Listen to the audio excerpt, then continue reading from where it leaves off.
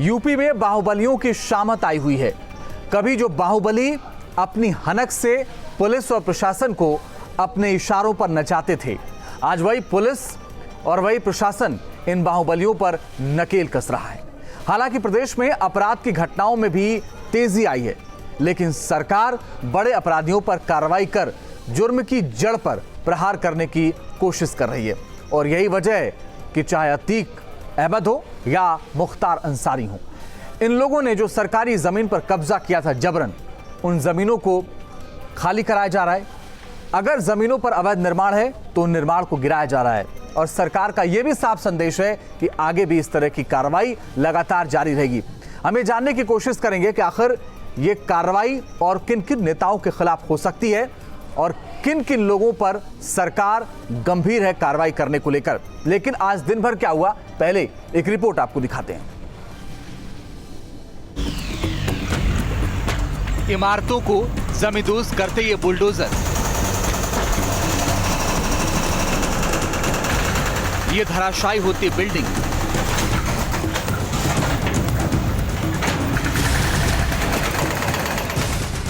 ये मिट्टी में मिलती दीवारें इस बात की गवाही दे रही हैं कि अगर सरकार अपने कानून का सही इस्तेमाल करे तो कोई भी अपराधी इतना बड़ा नहीं हो सकता कि प्रशासन और सरकार को चुनौती दे सके।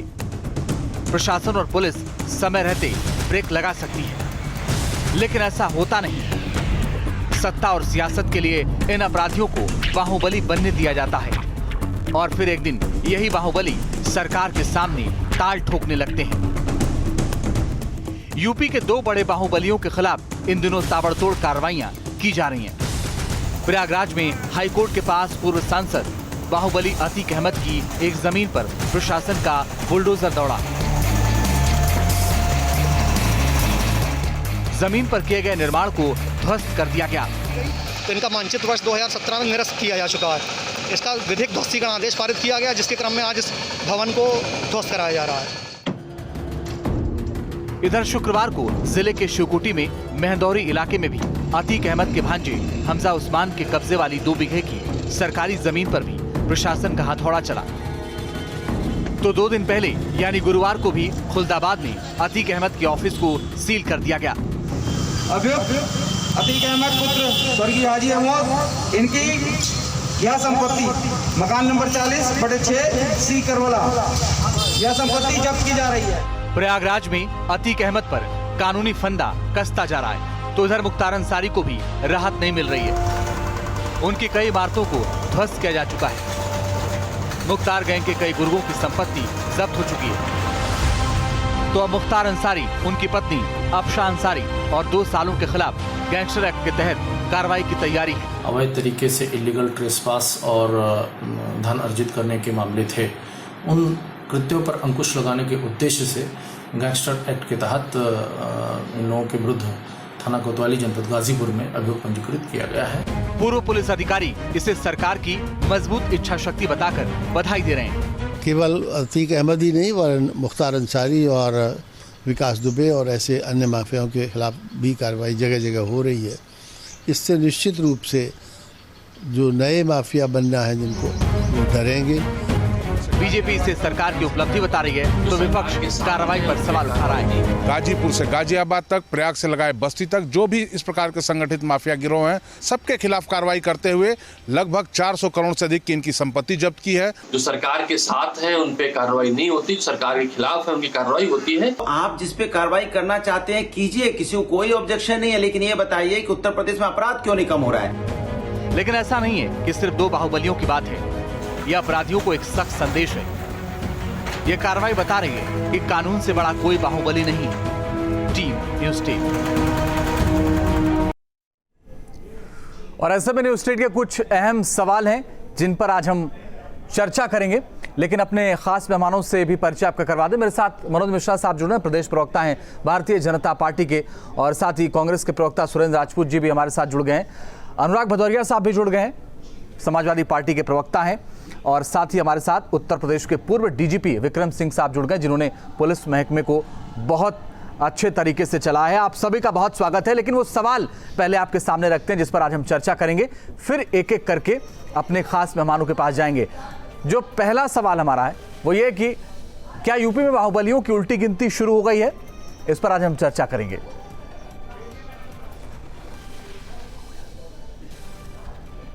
बाहुबलियों पर कार्रवाई के बावजूद अपराध आखिर क्यों बढ़ रहा है? और हमारा आखिरी सवाल, लगातार हो रही आपराधिक वारदातों को कैसे रोकेगी सरकार? क्या चुनिंदा बाहुबलियों के खिलाफ सरकार कार्रवाई कर रही है, जैसा कि विपक्ष आरोप लगा रहा है? क्या अपराधियों को राजनीतिक संरक्षण ही बाहुबली बनाता है? ये तमाम सवाल हैं जिन पर आज हम चर्चा करेंगे। सबसे पहला सवाल मनोज जी आपसे, आपके ऊपर ये आरोप है कि सरकार के साथ जो लोग हैं उन पर कार्रवाई नहीं हो रही है, सरकार के खिलाफ जो लोग हैं उन पर कार्रवाई कर रही है, और अगर सरकार की कार्रवाई से कोई फायदा ही है तो फिर अपराध क्यों नहीं रुक रहा है? मनोज जी। देखिए अंजित जी, अपराधी, एक बात आपको ध्यान हो कि जब योगी जी उत्तर प्रदेश के मुख्यमंत्री बने थे तो उन्होंने दो चीजों पर जीरो टॉलरेंस की बात कही थी। एक उन्होंने कहा था अपराध के प्रति जीरो टॉलरेंस, और एक कहा था भ्रष्टाचार के प्रति जीरो टॉलरेंस। आपको अच्छी तरह याद हो जी। और तीसरी बात ये कि अपराधी ना किसी दल का होता ना किसी जाति का होता। ये आप बिल्कुल इन प्रिंसिपल मान लीजिए। ये क्या करते हैं कि ये जो राजनीतिक दल सत्ता में होते हैं उसमें चले जाते हैं, चाहे वो अतीक हो, चाहे वो बाहुबली, वो मुख्तार अंसारी हो। लेकिन जो योगी जी का शासनकाल आया तो आप देखे होंगे कि संगठित अपराध की कमर तोड़ दी उत्तर प्रदेश में। 130 से ज्यादा अपराधी इनकाउंटर किए गए और anti social, anti national elements पर नियंत्रण कायम किया गया। और जो अपराध की बात ये विपक्ष कर रहा है वो व्यक्तिगत अपराध हैं। संगठित अपराध आप बताइए कहाँ है? नहीं तो मनोज जी, एक सवाल मेरे जहन में आ रहा था, मैं बीच में आपको इंटरप्ट करके पूछ रहा हूं। तो आपकी नजर में मतलब दो ही अपराधी हैं ना, एक मुख्तार और एक अतीक, इन्हीं के ऊपर कार्रवाई होगी, बाकी तो अपराधी शायद है नहीं। आप देखिए कितने अपराधियों, एक बात बताइए, 130 अपराधियों का एनकाउंटर हुआ, ये साधारण बात है? सैकड़ों लोग अपनी जमानत रद्द करा के जेल के अंदर चले गए, ये साधारण बात है? आप देखिए कि अभी विक्रम सिंह जी से आप पूछिएगा, वो तो पुलिस के सबसे बड़े अधिकारी रहे उत्तर प्रदेश के, वो बताएंगे आगे चलकर कि जो व्यक्तिगत अपराध है, जैसे उन्होंने पिछली बार डीजीपी हमारे साथ दीक्षित जी थे, नहीं एमसी द्विवेदी जी थे, उन्होंने बताया कि जैसे लखनऊ में हत्या हुई, एक बेटी ने अपने माँ और अपने भाई की हत्या कर दी, तो वो अपराध में थोड़ी गिना जाएगा, वो तो दूसरी समस्या है। तो आप उस अपराध को इस अपराध से मत जोड़िए। नहीं जोड़ रहा हूं सर, नहीं जोड़ रहा हूं, उस पर जाऊंगा तो बहुत लंबी बहस हो जाएगी, उस पर जाऊंगा तो बहुत लंबी बहस हो जाएगी। लेकिन ठीक है मनोज जी, आप थोड़ी सी एक बोलिए अजीत जी, एक बात बोलिए सर, अजीत जी एक बात केवल एक बात बोलिए। ये कह रहा हूं कि दो सर्वे हुए, एक तो ईज ऑफ डूइंग बिजनेस, उसमें यूपी सरकार योगी जी दूसरे नंबर पाए, और दूसरे इंडिया टुडे कार्वे इनसाइट ने सर्वे किया, उसमें योगी जी सर्वश्रेष्ठ मुख्यमंत्री हुए। ये दोनों एजेंसी भारत की नहीं, भाजपा की नहीं है, ये इंडिपेंडेंट एजेंसी है। तो ये विपक्ष को इस समय परेशानी है कि भाजपा शासित राज्य उत्तर प्रदेश जो बीमारू प्रदेश था वो श्रेष्ठ प्रदेश की क्यों हो रहा है, ये समस्या है। Okay sir. अनुराग भदौरिया जी आप बोलिए, उससे पहले एक सवाल जोड़ देता हूं, क्या यह सच नहीं है कि अतीक अहमद 3 बार समाजवादी पार्टी के टिकट पर विधायक बने? क्या यह सच नहीं है कि अतीक अहमद 1 बार समाजवादी पार्टी के टिकट पर सांसद बने? तो बाहुबली बनाने का काम तो राजनीतिक पार्टियों ने किया ना सर। अब आप बोलिए। आप डिटेल मत जाइए, बहुत ऐसे हैं जिनका नाम गिना सकता हूं जो बीजेपी में, वो हमारे साथ नहीं है। मजेदार बात देखिए, जो अभी भारतीय जनता पार्टी के प्रवक्ता कह रहे थे, संगठित अपराध, असंगठित अपराध। मैं इनसे पूछना चाहता हूं, किसी की बेटे की हत्या कर दी जाती है तो उसके माँ बाप को क्या लेना देना कि संगठित से हत्या हुई है क्या असंगठित से हत्या हुई है? उसका बेटा चला गया। अगर किसी की बेटी के साथ अन्याय हो रहा है तो उसकी बेटी चली गई, क्या संगठित क्या असंगठित? आप ये जवाब नहीं दे पा रहे हैं कि उत्तर प्रदेश के अंदर में अपराध बढ़ा है और महिलाओं के अपराध में हम देश में नंबर 1 हो गए हैं, ये आपकी उपलब्धि है। और आए दिन चोरी, डकैती, हत्या, लूट मार, डकैती, अपहरण और तो और अब तो मॉल लिंचिंग भी शुरू हो गई। आप रोक नहीं पा रहे हैं, आपका पुलिस का इकबाल खत्म हुआ है। यहाँ जनता अपराधी का एनकाउंटर कर रही है, अपराधी जनता का एनकाउंटर कर रहे हैं, अपराधी पुलिस का, पुलिस अपराधी का। कौन किसका एनकाउंटर कर रहा है यहाँ पता ही नहीं चल रहा। सुबह से लेकर शाम तक सिर्फ एक ही खबर आती है, मौत मौत मौत, और बच्चियों के साथ और महिलाओं के साथ अन्याय अन्याय अन्याय। ये पूरे उत्तर प्रदेश में गूंज सुनाई देती है। और आप जब भी डिबेट करते हैं, मैं तो कहता हूँ 10 दिन के लास्ट पेपर निकाल के देख लीजिए तो आपको हत्या, चोरी, डकैती के अलावा कोई घटना नहीं, तो कोई दूसरी खबर मिलेगी नहीं। और ये क्या ये अपनी, अरे आपको जिसपे कार्रवाई करना कीजिए, जिसको जो कानून तोड़ेगा उसको जेल मिलेगी, इसमें क्या दिक्कत है? देश में तो कानून का राज चलता है, न्यायपालिका उसको कौन दोषी नहीं दोषी उसको डिसाइड करती है। आप ये बताइए कि आपने तो बोला था कि उत्तर प्रदेश में आएंगे भ्रष्टाचार मुक्त, यहाँ मुक्त हो जाएगा। यहाँ रोज आपके सांसद विधायक आप पे आरोप लगाते हैं। आज तो महोबा के आपके विधायक ने भी आरोप लगा दिया कि गाय का भूसा ही खाए जा रहे हैं, उसी में करप्शन हो रहा है। तो गाय का भूसा भी आप खाएंगे, उसके बाद जो मेडिकल इक्विपमेंट आ रहे हैं उसमें भी भ्रष्टाचार करेगा, उसको भी खा जाएंगे। फिर टीचर की भर्ती होगी। लेकिन अनुराग भदौरिया जी, मैं देख रहा था पशुधन का घोटाला हो जाएगा। अनुराग भदौरिया जी, इतनी बुरी स्थिति है उत्तर प्रदेश की, इतनी बुरी स्थिति है। देखिए, मैं बीच बीच में इसलिए रोक रहा हूँ ना सर कि ताकि और भी लोग हैं उनकी भी बात आ जाए। मैं कह रहा हूँ सर कि मैं देख रहा हूँ सड़कों पर फिर कांग्रेस ही दिख रही है, समाजवादी पार्टी दिख नहीं रही इतनी बुरी हालत में भी। शायद आप देख नहीं पा रहे ना, आपको देखने में दिक्कत हो रही, तो हम क्या करें? कहिए तो हम आपको। कहाँ है आपके राष्ट्रीय अध्यक्ष जी? आपके राष्ट्रीय अध्यक्ष जी कहाँ हैं? गलती नहीं है, अगर आपको नहीं दिखाई देता तो आप चश्मा लगाइए और ठीक से देखिए। नहीं सर, बिना चश्मे के मैं देख सकता हूँ दुकान से भिजवा देते सर, कोई बात नहीं। मुझे मैं सक्षम हूँ सर, मैं ले सकता हूँ, मुझे जरूरत होगी तो। अच्छा, मुझे अनुराग भदौरिया एक सवाल का जवाब तो दे दीजिए। आप पे मुझे फिर तरस आ रहा, अगर आपको नहीं दिखाई पड़ा इतने दिनों में। एक सवाल का जवाब दे दीजिए ना। आप सिंपैथी के पात्र हैं और आपको मैं नमस्कार भी करता हूं कि भैया आपको एक सवाल का जवाब दे दीजिए। इरिटेट क्यों हो रहे हैं जी? अरे इरिटेट क्यों हो रहे हैं? विपक्ष में बैठे आप झूठ बोल रहे हो। नहीं, अच्छा चलिए आप सही कर दीजिए ना। ओके, मैं झूठ बोल रहा हूँ, आप सही कर दीजिए ना। मुझे बता दीजिए कि आप झूठ बोल रहे हैं। आप सर मुझे एक सवाल का जवाब दे दीजिए ना। गारंटी के साथ झूठ बोल रहे हैं। अच्छा ठीक है, अरे भाई गारंटी, आपने क्लिप नहीं दिखाई हमारे रोडों पे? मुझे बता, एक मिनट रुकिए तो सर। अरे सर रुकिए तो, एजेंडा लेके आए तो बता दीजिए, हम आपके एजेंडा तो सर पार्टियों का होता है, एजेंडा हमारा क्या? बताइए ना सर। अगर एक सवाल का जवाब दे दीजिए भदौरिया जी। भदौरिया जी एक सवाल का जवाब दे दीजिए। आपकी सोच पे तरस आ रहा है ना। अरे सोच पे तरस से एक सवाल का जवाब दे दीजिए। मुझे एक सवाल का जवाब दे दीजिएगा अनुराग भदौरिया जी। अरे आप दो पूछिए पार्टनर। सर आपके राष्ट्रीय अध्यक्ष सड़क पर आखिरी बार कब दिखे थे? मुझे वो डेट और टाइम बता दीजिए सर। अच्छा, आप शायद आप एक चीज मैं पूछना चाहता हूँ, बता दीजिए। आपको शायद समाजवादी कल्चर नहीं मालूम है, आप समाजवादी कल्चर से वाकिफ नहीं। वाह, बहुत बढ़िया सर। हाँ सुन लीजिए, मैं सर डेट और टाइम पूछ रहा हूँ, वो बता दीजिए, खत्म। मैं सुरेंद्र जी के पास जाऊंगा सर, बहुत देर से बैठे हुए। पूछना चाहते हैं कि नहीं पूछना चाहते? नहीं सर, मैं तो पूछ रहा हूँ। राष्ट्रीय अध्यक्ष जी सड़क पर उत्तर प्रदेश की जनता की समस्या को लेकर कब उतरे थे? डेट और टाइम बता दीजिए।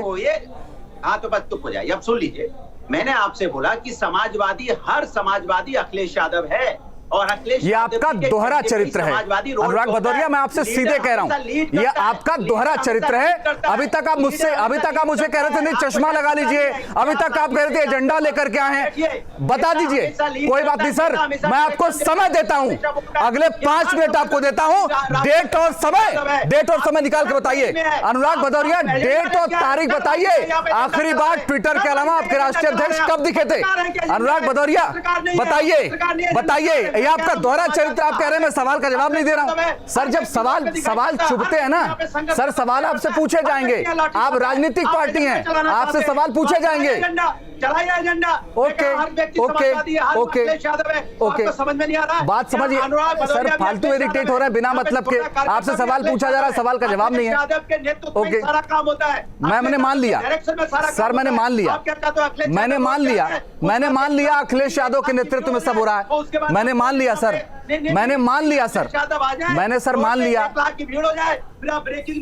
अरे सर अब आप सुनने के लिए तैयार नहीं है, अब आप सुनने के लिए तैयार नहीं है। ओके ठीक है सर, ठीक है सर। ओके सुरेंद्र राजपूत जी, मैं आपके पास आना चाहता हूँ।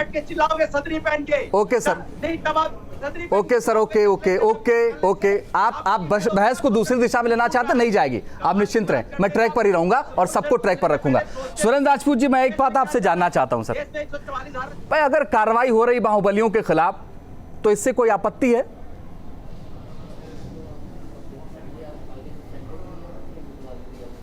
देखिए, किसी भी बाहुबली के खिलाफ संविधान सम्मत धाराओं में जो कार्रवाई होती है उसका स्वागत होना चाहिए, और हम स्वागत करते हैं। अपराध को खत्म करने के लिए कोई भी चीज हो अच्छी बात है। लेकिन अब आप इस चीज को देखिए कि बाहुबली की आप बात कर रहे हैं। मेरी ये आवाज गूंज रही है। अंजीत, किसी से कहिए आवाज, मेरी आवाज मुझे ही आ रही है। मैं बोलता हूँ, मैं बोलता हूँ सुरेंद्र जी, अगर आप बोल पाए तो बोलिए सुरेंद्र जी, बोलिए। तो हाँ, चुप, मैं बोल रहा हूँ, मैं बोल रहा हूँ। फिर जो दूसरी बात जो मैं कह रहा था कि अब यहाँ पर जो दूसरी बात आ रही है कि आप ये कह रहे हैं कि बाहुबलियों पर कार्रवाई हो रही है, अपराध कम हो रहे हैं। सच बात यह है कि बाहुबलियों के 4 मकान गिरा दे रहे हैं आप, और लेकिन अपराध कई गुना बढ़ रहे हैं। आप आज ही देख लीजिए कि आज अपराधियों की क्या स्थिति है। पंडित कमलेश मिश्रा सीतापुर में मंदिर में पूजा करने जा रहे थे, उनको चाकू गोद करके मार डाला, और जब भी मन नहीं भरा तब उसको गोली मार दी गई। 4 साल के बच्चे का अपहरण परसों हुआ, आज उसका क्षत विक्षत शव आपके सामने आया है। 2 साल की बच्ची से दुराचार हो रहा है। अब ये संगठित वाले कर रहे हैं, असंगठित कर रहे हैं, ये हमारा काम नहीं है। हत्या है, चाहे बाहुबली करे और चाहे छोटा अपराध। बिल्कुल ठीक है। मेरा ये मानना है कि उत्तर प्रदेश पूरा का पूरा अपराध प्रदेश होता जा रहा है। ईज ऑफ डूइंग बिजनेस नहीं हो रहा, ईज ऑफ क्राइम हो गया है यहां पर। अच्छा, आप इस चीज को देखिए, उत्तर से लेके दक्षिण तक, पूरब से लेके पश्चिम तक, गाजियाबाद से देवरिया तक, सरसावा से लेकर देवरिया तक, बांदा से लेकर के बरेली तक, कोई एक ऐसा जिला बता दीजिए जो अपराध मुक्त हो और जिस पर यह कहा जा रहा हो कि क्या नाम यहां अपराध। और ऊपर से तुर्रा ये कि रोज आंकड़े मैनेज किए जा रहे हैं, रोज हेडलाइन मैनेजमेंट किया जा रहा है, और रोज का रोज कहा जा रहा है कि एसआईटी गठित कर रहे हैं। और अब सबसे बड़ा तुर्रा यह कर दिया कि साहब आईपीएस की हम पोस्टिंग करेंगे तो उनकी वो देख करके करेंगे, फाइल देख करके करेंगे। आप इस चीज को देखिए, विक्रम सिंह साहब बैठे हुए हैं, डीजी रहे हैं इस विभाग के, तमाम अधिकारियों को उनके तेजी के हिसाब से रखा जाता है और उनके मन के हिसाब से ऐसा देखा जाता है कि जो जहां के क्राइम का मास्टर हो। इलाहाबाद में अगर व्यापम घोटाले की तरीके से शिक्षकों का घोटाला पकड़ने को एक एसएसपी होता है तो उसको तबादला करके वो जांच एसआईटी को सौंप दी जाती है। आप देखिए ना चीजों को, जहां पर अपराध में कोई बड़े भाजपाई अपराधी पकड़ा जाता है तो उसको लेकर के आप वहां से 3 अधिकारियों को कहते हैं। उन्नाव में कुलदीप सेंगर के मामले में मैं नहीं कह रहा हूं, सीबीआई कह रही है, सीबीआई ने कहा 3 आईपीएस ऑफिसर को सरकार की तरफ से संरक्षण था, सरकार की तरफ से संरक्षण था कि भाजपा के उस नेता को आप सपोर्ट कीजिए। ओके, तो ये संगठित अपराध नहीं है क्या? ठीक है, जब शासन और सत्ता अपराध करे तो उससे बड़ा संगठित अपराध क्या होगा? उसके खिलाफ क्या कार्रवाई की? गृह मंत्री ने और मुख्यमंत्री ने इस्तीफा क्यों नहीं दिया अभी तक? नैतिकता है इनमें? मैं पूछता हूं, अमन मणि को बगल में बैठा करके अपराध को खत्म करने की मैं पूछता हूं सुरेंद्र जी, मैं आ रहा हूं 1 मिनट। विक्रम सिंह साहब का आपने जिक्र किया, विक्रम सिंह साहब मेरे साथ हैं। विक्रम सिंह साहब, मैं एक बात आपसे समझना चाहता हूं, ये कल्चर रहा है ना राजनीतिक पार्टियों का कि किसी अपराधी को आप पकड़ के ले आइए, फोन आ जाता था, अरे भाई छोड़ दो, हमारी पार्टी से जुड़ा हुआ है, छोड़ दो, हमारा उसके पास इतना वोट बैंक है। ये कल्चर, इसमें कमी आई है या नहीं आई है? और दूसरी बड़ी बात कि अपराध सर क्यों बढ़ रहे हैं उत्तर प्रदेश में? आंकड़ों में भले ही ना बढ़ रहे हो, लेकिन दिख रहा है सर कि हत्याएं, बलात्कार रोज हो रहे हैं। अंजीत जी, मैं चाहता था कि इसके ऊपर एक व्याख्यान दे दूं। व्याख्यान का समय नहीं, लेकिन 2 मिनट समय जरूर चाहता हूं। बिल्कुल, बोलिए सर, बोलिए। पुलिस विभाग संदेश से चलता है और बाहुबलियों पर इस प्रकार का कार्य और इस प्रकार की कार्रवाई से बड़ा कड़ा संदेश गया। लेकिन विद्वान पहले से ये भी अपेक्षा की है कि केवल एक पार्टी विशेष बाहुबलियों के नहीं, बाहुबली की परिभाषा में जो आता हो, किस विरासत का हो, उसको मिट्टी में मिलाना है। वो चाहे वो मुख्तार हो या चाहे कोई और साहब। एक नाम सुरेंद्र जी ने नाम लिया कुलदीप सेंगर का। कुलदीप सेंगर वो बददुआ धब्बा है पुलिस की वर्दी के ऊपर जो दशकों तक वो साफ नहीं हो सकता। मैंने कई चैनलों में कहा क्या मजबूरी है, पीड़िता के पिता के खून के छींटे आपकी वर्दी पे आएंगे और आप उनको खो नहीं पाएंगे। एक भी आपने अगर गलती की वो आपको माफी। सीबीआई कह रही है 2 आईएएस अफसर, 3 आईपीएस अफसर के संलिप्त थे संरक्षण देने में। अरे पुलिस का काम है नंगी तलवार जो सामने आए, एमएलए हो, जो अगर दोषी है तो कार्रवाई कर दीजिए। आज हर जगह आपको कामयाबी मिली है, जबरन धन वसूलने में, कॉन्ट्रैक्ट डीलिंग में, जबरन प्लॉटों को कब्जा करने में कमी आई है। लेकिन खनन माफिया आज भी क्रियाशील है। आप बुंदेलखंड में पता लगा लें, अगर एक चूड़ी कसी जा रही है तो क्या जो सत्तारूढ़ दल के रसूख कर देता है, क्या वो खनन माफिया हो गए? इसकी जरा कार्रवाई कीजिए। खनन माफिया बिल्कुल नहीं होना चाहिए। खनन माफिया का मनोबल इतना ऊंचा हो गया है, पुलिस प्रशासनिक अधिकारियों पर आक्रमण कर रहे हैं। अगर यही संदेश जा रहा है तो अधवारा साफ है, अभी अधवारा साफ छोड़ना ठीक नहीं है जी। हाँ, कोई अगर छेड़िए मत, उसको मार करके उसको दफन कर दीजिए। तीसरी चीज जो है, छोटा मोटा अपराध नहीं कहता, अपराध है और जनता में सुरक्षा की भावना जानी चाहिए। ये डिरेल क्यों हुआ? क्योंकि पुलिस की जो व्यवस्था की राजनीतिकरण की वजह से हमारे मुआयने, निरीक्षण, रात दिन शाम इनके यहाँ जो छापे पड़ने चाहिए सब दिन तब होकर खत्म। जो रोबस्ट पुलिसिंग होती थी, सड़कों की पुलिसिंग होनी चाहिए थी। आप ये बता दें कि कब आपने बाराबंकी पूरी अच्छी तरीके से देखी, दलील पुलिस लाइन में कब देखी? विक्रम सिंह साहब, मैं बस माफी चाह रहा हूं, आपके पास आ रहा हूं सर, आपकी आवाज में थोड़ी सी दिक्कत है, ये मैं चाहूंगा आवाज ठीक हो जाए, मैं दोबारा आता हूं। अनुराग भदौरिया जल्दी से बोल लीजिए, आप उंगली उठा रहे हैं बोलने के लिए, बोलिए। देखिए, आपने दो सवाल उठाए थे। एक तो आपने डिबेट शुरू की थी कि यहाँ पे अपराधियों के बारे में बात करेंगे, आप चले गए अखिलेश यादव के, माने अखिलेश यादव जी के ऊपर, मतलब आप सोच के आए थे कि हमें सवाल पूछना है। दूसरी बात, आप शायद अखिलेश यादव जी के व्यक्तित्व को नहीं जानते। अगर वो घर से बाहर निकलते सर, यहाँ पर भाषण नहीं चल रहा है ना, यहाँ भाषण नहीं चल रहा आपके राष्ट्रीय अध्यक्ष, प्लीज प्लीज। नहीं, अनुराग भदौरिया बोलिए। लाखों की भीड़ लगती है। ओके सर, आप सोशल डिस्टेंसिंग का हल्ला मचाएंगे। ओके सर, ठीक है। देखिए सोशल डिस्टेंसिंग, ओके सर, देखिए अखिलेश यादव के सोशल, अरे उससे आगे बढ़िए ना सर, जनता के मुद्दे पर आइए ना। कहाँ अखिलेश यादव पे टिक गए? अरे जनता के मुद्दे पर आइए सर, जनता के मुद्दे पर आइए सर। अरे जनता के मुद्दे पर आइए, समय कम रहता है सर, समय कम रहता है सर, समय कम रहता है। प्रदेश के नंबर 1 डिबेट पे बैठे हैं सर, समय कम रहता है। अनुराग भदौरिया, समय कम रहता है, समय कम रहता है। बीजेपी को आईना नहीं दिखाने देना चाह रहे थे, तो दिखाइए ना आईना सर, यहीं बैठ के दिखा रहे हैं, दिखाइए ना आईना, दिखाइए ना बीजेपी को आईना, दिखाइए ना आईना। किसने रोका? किसने रोका?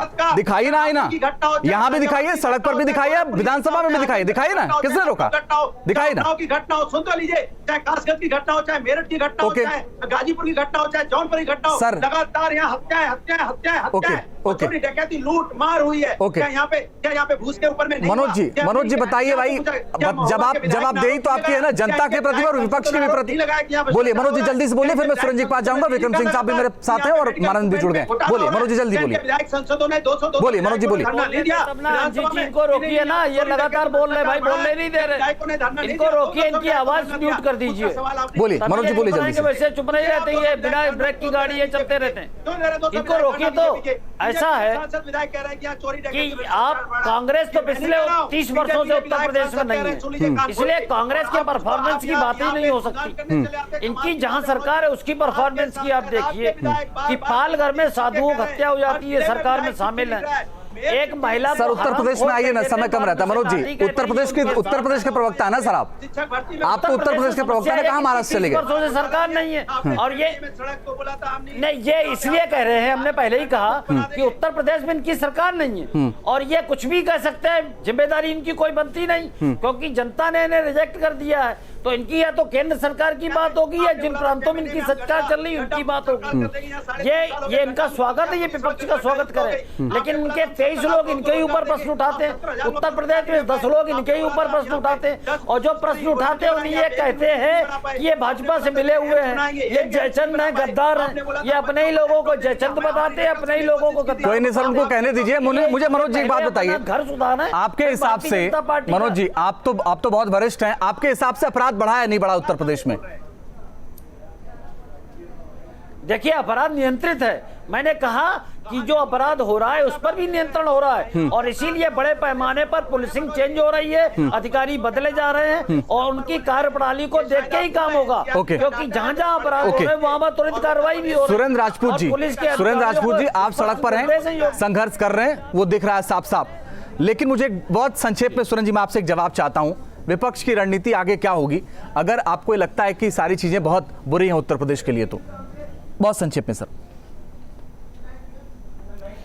जनता के मुद्दों के लिए हम इनको सड़क से लेकर के विधानसभा तक नहीं छोड़ेंगे, और सच बात यह है, एक एक हत्या का, एक एक अपहरण का, एक एक लूट का, एक एक छिनैती का, एक एक डकैती का इनको हिसाब देना पड़ेगा। सैनिटाइजर से हाथ धो करके खुलेआम बदमाश ज्वेलरी शॉप लूट रहे हैं, खुलेआम। अपराधी बेखौफ हैं, जनता त्रस्त है, पुलिस भी इस समय मोरल डाउन है, चूंकि पुलिस को भारतीय जनता पार्टी के गुंडे मारते हैं, बनारस से लेकर के और गाजियाबाद तक। तो हम आपको बताएं, इनको हम इस मामले में रहने नहीं देंगे, और इनसे इस्तीफा भी मांगेंगे, और जनता की जवाबदेही भी अंजीत हम तय करेंगे। ओके, मानवेंद्र, मुझे एक बात बताइए कि प्रयागराज में मानवेंद्र का ही केवल अतीक का ही घर गिरेगा, उनकी अवैध कब्जा हटेगा, या और भी जो लोग कब्जा किए उनका भी हटेगा?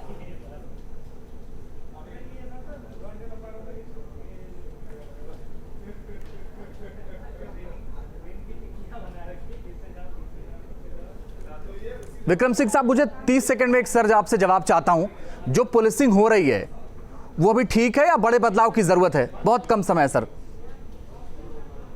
बहुत अमूलचूल परिवर्तन की जरूरत है और ज्यादा आक्रामक होने की जरूरत है। सरकार अपराधियों की कार्रवाई और भ्रष्ट और निकम्मे अधिकारियों की बर्खास्तगी, इसके अलावा जो जनता के संपर्क के साथ अभिसूचना तंत्र को करने पर जोर दिया जाना चाहिए। इन तीनों में अभी बहुत सुधार हुई। ओके, चलिए, बहुत बहुत शुक्रिया आप सबका हमारे साथ जुड़ने के लिए और चर्चा में शामिल होने के लिए। इसी के साथ सबसे बड़ा मुद्दा में फिलहाल के लिए बस इतना ही।